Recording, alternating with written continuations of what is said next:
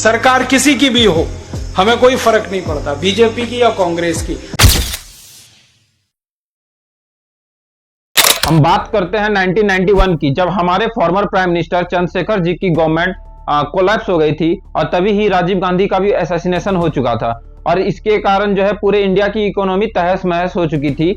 और फिर पीवी नरसिम्हा राव जो कि तभी कांग्रेस से थे, उनकी सरकार ने यहाँ पे गवर्नमेंट बनाया था और उनके ही कैबिनेट में पहली बार अपने डॉक्टर मनमोहन सिंह भी फाइनेंस मिनिस्टर ही बने थे। और इसी इकोनॉमिक क्राइसिस को खत्म करने के लिए नरसिम्हा राव ने मनमोहन सिंह को पूरी छूट दे दी थी, जिसके कारण उन्होंने इंडिया में लिबरलाइजेशन को लागू किया था। और इसी के कारण इंडिया में जो है बहुत सारी बाहर की फॉरेन कंपनीज, बड़े बड़े कंपनीज जो है उनको इनविटेशन भी दिया गया कि आप यहाँ पे आइए और यहाँ पे अपना फैक्ट्री सेटअप करिए और अपना माल बेचिए। लिबरेशन को अगर हम सीधे शब्दों में समझे तो गवर्नमेंट फॉरेन की प्राइवेट कंपनीज को यहाँ पे फैक्ट्री लगाने और सेल करने में पूरी मदद कर रही थी ताकि इससे इंडिया का क्राइसिस दूर हो। और हालांकि इससे बहुत ही ज्यादा इकोनॉमी को बूस्ट भी मिली और ये पॉलिसी बहुत ज्यादा सक्सेसफुल भी साबित हुई आगे चल करके। लेकिन जब ये सब हो रहा था तो तभी एक आदमी ने इन फॉरेन कंपनीज की सीक्रेट्स को एक्सपोज करने का जुनून पाला, जैसे कि कॉलगेट से लेकर के कोको कोला तक। उन्होंने हर एक कॉर्पोरेट जायंट्स को चैलेंज किया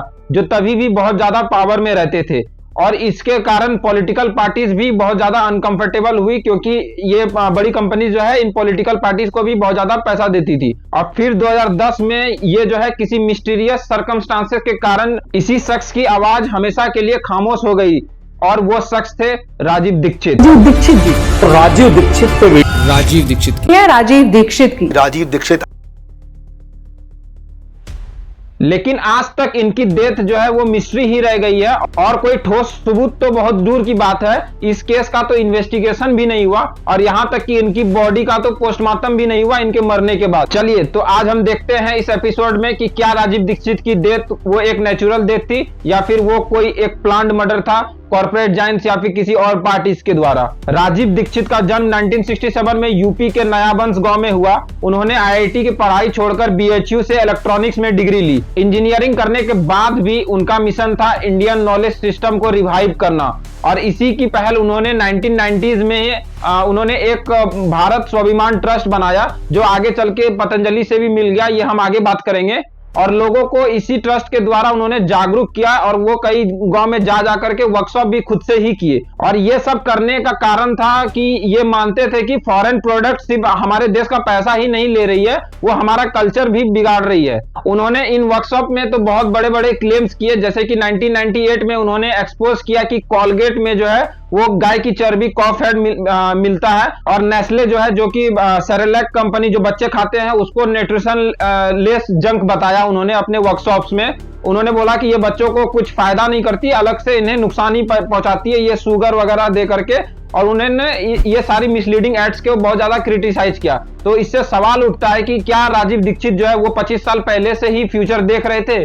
और फिर ये सब क्लेम के बाद 2003 में राजीव ने अपनी लैब रिपोर्ट्स में जारी करके इन फॉरेन कंपनीज को खुलेआम धमकी दी और जनता को भी बताया कि जो पेप्सी और जो कोक यहाँ बनती है उसमें जो पेस्टिसाइड्स यूज होते हैं वो यूरोपियन लिमिट से 30 गुना तक ज्यादा है। और इन्होंने ये सारी चीजों को करने के बाद कोका कोला को भी लीगल नोटिस भेजा और इन्हीं एलिगेशंस के against centre of science and environment जो है उन्होंने इसके ऊपर टेस्ट भी किया और इनका जो रिजल्ट निकला उसमें यह था कि राजीव के सारे क्लेम्स सही थे। और फिर राजीव जो है वो यहाँ सिर्फ स्पीचेस ही नहीं बल्कि प्रोटेस्ट भी करते थे, जैसे कि केरला के एक प्लासीमीडा गांव में कोका कोला के प्लांट के कारण जो ग्राउंड वाटर है इतना ज्यादा पॉइजनस हो चुका था कि वहां के लोकल लोगों को साफ पानी पीने का भी नहीं बचा था। और राजीव ने इंटरनेशनल मीडिया को भी एक्सपोज किया जो ये न्यूज को बाहर आने ही नहीं दे रही थी। अब बाद में जाकर के ये क्लेम भी सही निकला, जिसके कारण 2017 में केरला हाईकोर्ट ने कोका कोला को 20 करोड़ का फाइन भी लगाया। अब अगर बात करें तो क्या राजीव दीक्षित क्या ये सब अकेले ही कर रहे थे और क्या देश का कोई भी ऑर्गेनाइजेशन इनके साथ नहीं था? देखिए उनके साथ तो पब्लिक तो थी ही और स्टार्टिंग में आरएसएस ने तो शुरू में राजीव दीक्षित को बहुत सपोर्ट किया, क्योंकि राजीव और आरएसएस की जो स्वदेशी वाली सोच थी ये बहुत एक दूसरे से मिलती जुलती थी। और कहने के लिए तो बीजेपी भी इन्हें सपोर्ट तो करती थी, लेकिन राजीव ने कभी भी इनका खुलेआम समर्थन किया ही नहीं। और यहां तक बोला कि बीजेपी जो है वो सिर्फ और सिर्फ स्वदेशी अपने इलेक्शन के लिए ही बस यूज करती है, वो बस दिखाना चाहती है कि वो स्वदेशी है, लेकिन वो ऐसा कुछ भी कदम नहीं उठाती है। उन्होंने खुद अपनी कई सारी स्पीचेस में कहा कि बीजेपी सिर्फ चुनाव के समय ही स्वदेशी की बात करती है, लेकिन जब सत्ता में आती है तो वो विदेशी कंपनियों का ही समर्थन करती है उनसे पैसा लेने में। उन्होंने वाजपेयी सरकार के दौरान कोका कोला और पेप्सी जैसे विदेशी ब्रांड्स को वापस लाने की भी विरोध किया था। और एक इंटरव्यू में उन्होंने कहा था कि जो लोग सत्ता में आते ही स्वदेशी होना भूल जाते हैं, उन्हें समझना चाहिए कि यह सिर्फ एक नारा नहीं है, बल्कि एक आंदोलन है जो पूरे देश में चलना चाहिए।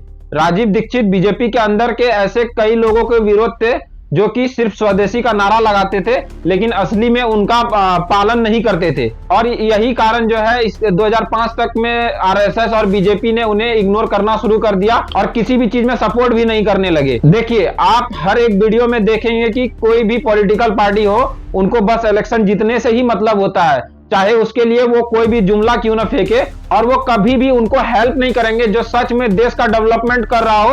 अनटिल अनलेस वो उनका काम नहीं निकल जाए तब तक वो उनकी मदद करेंगे, और जैसे ही उनका काम खत्म हो जाएगा या फिर आगे वाली पार्टी उनका एडवर्टीजमेंट करना बंद कर दे तो कोई भी पॉलिटिकल पार्टी उनको सपोर्ट करना बंद कर देती है।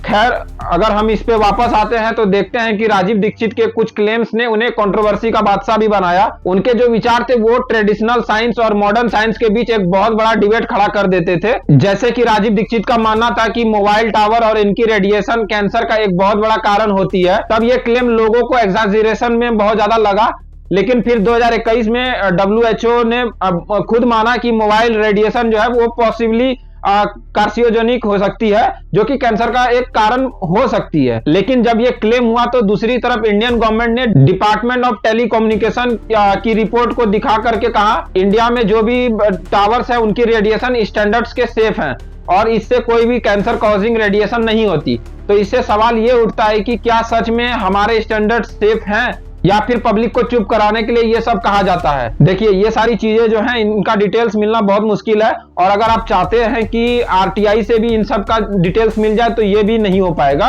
तो अगर आप सोच रहे हैं कि राजीव को फ्यूचर दिखता था या फिर वो बहुत ही ज्यादा साइंटिफिक बातें करते थे, तो वैसा भी ऐसा नहीं है कि वो हमेशा सही होते थे। देखिए, सबसे पहले तो ये टावर रेडिएशन की ही बात देख लेते हैं। ये 2011 के रिपोर्ट से प्रूफ नहीं हुआ कि इंडिया के टावर रेडिएशन से कैंसर हो रहा है। और फिर देखते हैं 2004 में राजीव दीक्षित पर जो है आजादी बचाओ आंदोलन में जो भी फंड आया था उसको मिसयूज करने का बहुत बड़ा आरोप लगा था उनपे। एलिगेशन ये था कि उन्होंने अपने भाई प्रदीप दीक्षित के ट्रस्ट में ये जो फंड में पैसे आए थे उन्होंने उनके बिजनेस में इन्वेस्ट किया।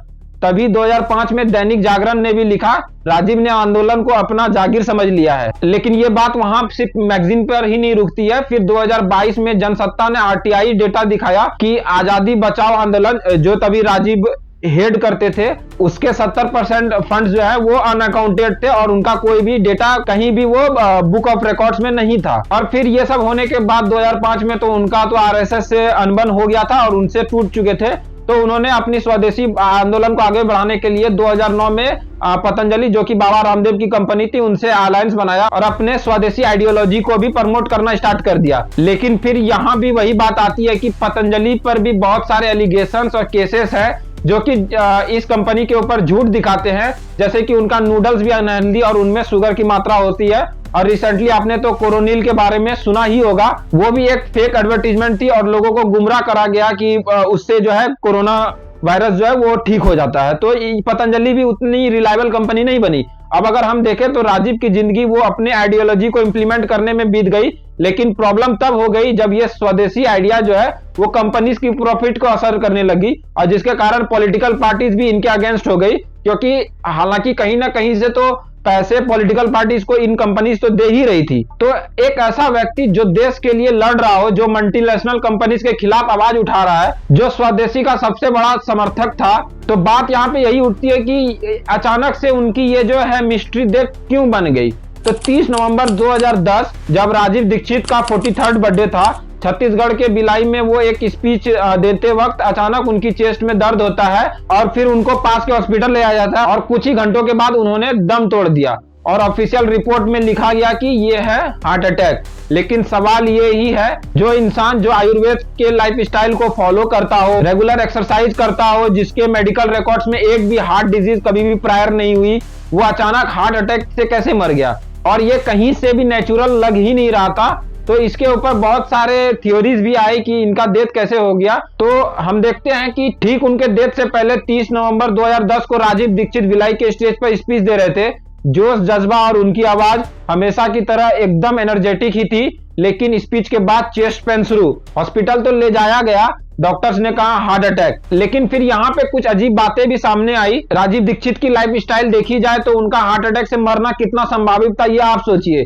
वो जो है वो आयुर्वेद को फॉलो करते थे, देसी खाना खाते थे और वो रेगुलर एक्सरसाइज भी करते थे और कभी भी पास्ट में हार्ट अटैक इशू नहीं हुआ उनको। और दूसरी बात, हॉस्पिटल में उनके लिप्स और नेल जो है वो पूरी तरीके से नीले पड़ चुके थे, जो कि पॉइजनिंग का एक बहुत बड़ा सिम्टम माना जाता है। और फिर क्वेश्चन उठता है कि आखिरकार राजीव का पोस्टमार्टम क्यों नहीं किया गया उनके डेथ के बाद? जब एक पब्लिक फिगर इतना सस्पिशियस कंडीशन में मर जाए तो पोस्टमार्टम होना तो बहुत ही ज्यादा नॉर्मल है। लेकिन उनकी बॉडी बिना पोस्टमार्टम के ही भारत स्वाभिमान ट्रस्ट के सदस्यों को दे दी गई, जो तभी बाबा रामदेव संभाला करते थे। हालांकि इस केस में तो काफी लोगों ने आरटीआई फाइल की और सवाल काफी सिंपल था, राजीव दीक्षित का पोस्टमार्टम रिपोर्ट कहां है? और आरटीआई भी वैसा ही सिंपल जवाब देती है, no postmortem conducted, no foul play, case close. तो अब यहाँ पे आरटीआई पे सवाल उठता है कि अगर सब कुछ नॉर्मल था तो फिर पोस्टमार्टम क्यों नहीं किया गया? क्या ये सिर्फ एक मेडिकल लैप्स था या फिर पूरा सिस्टम जो है वो मिलकर कुछ सच छिपाना चाहता था? अब अगर हम पॉसिबल डेथ कॉजेस को देखें तो सबसे पहले राजीव दीक्षित हमेशा एक बड़ी लॉबी के खिलाफ ही बोला करते थे। वो हर एक पार्टी, चाहे वो बीजेपी हो, कांग्रेस हो, एमएनसी, सबको ओपनली अपोज करते थे। एक थ्योरी का मानना है कि एमएनसी लॉबी ने उन्हें साइलेंस किया। देखिए, राजीव दीक्षित जो है वो पेप्सी, कोका कोला, नेस्ले, ये सारी जैसे बड़ी बड़ी ब्रांड्स के खिलाफ स्पीचेस देते थे। उनका मानना था कि ये कंपनी भारत की इकोनॉमी कंट्रोल कर रही है और फार्मा इंडस्ट्री के खिलाफ भी उनका बहुत ज्यादा स्ट्रॉन्ग एलिगेशंस था कि वो बस पैसे दिखाना चाहती है, जबकि कुछ भी होम्योपैथी या फिर एलोपैथी से भी ठीक हो सकता है। जिसके कारण ये सारी एमएनसी जो है इनके दुश्मन बन चुके थे।